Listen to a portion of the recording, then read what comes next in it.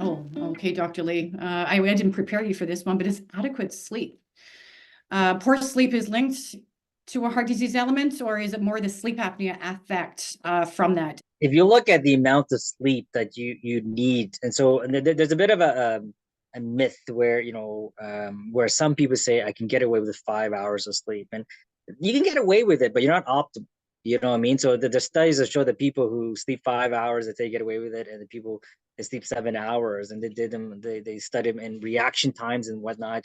Those that actually have adequate hours of sleep, 7 to 8 hours, actually do a little better as well. But the amount of sleep matters and the quality of sleep matters both, right? So there's a lot of stress when you stay up all night. Let's take extremes, for example. That's the easiest way. When you're younger, you party hard, you stayed up all night.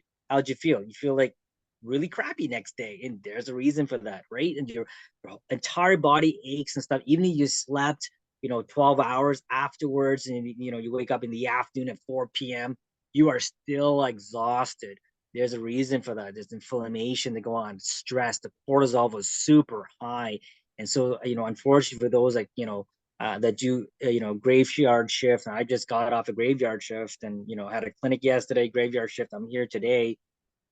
That's just a lifestyle of my choice in terms of my profession. I do subject myself to these things. And so we individuals who work night shift have a higher cardiovascular disease risk and mortality as well, unfortunately. And so there is a U-shaped curve of how much sleep you should have. What I mean by U-shape is if you sleep too little, you're going to die younger. If you sleep too much, you're going to die younger too. So the number is between 6 and 9, and the mean is between 7 and 8 too as well, right?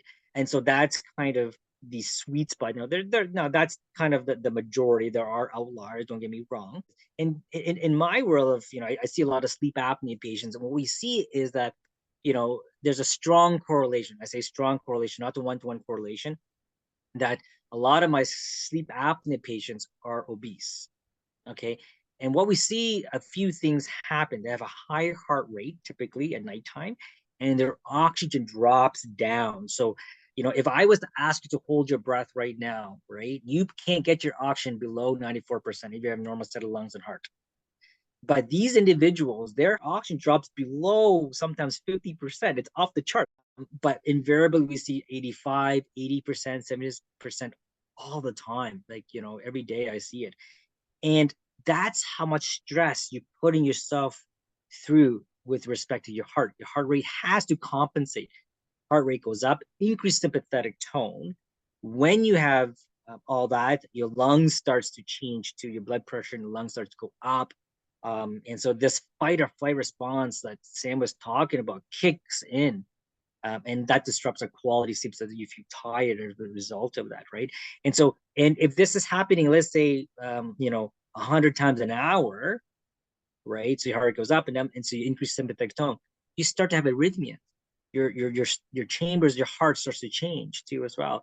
Your hemoglobin starts to go. Your CBC compensates for the lack of oxygen. So all these compensatory changes occur as a result of poor quality sleep or sleep apnea and whatnot. And then this is why I see a lot of younger individuals, particularly males, because they tend to be more obese, and they come in younger with arrhythmias such as atrial fibrillation, which is usually seen in the 6th, 7th, 8th decade, like when people have heart disease and stuff like that, more higher risk of that. So that's how important sleep is in heart disease.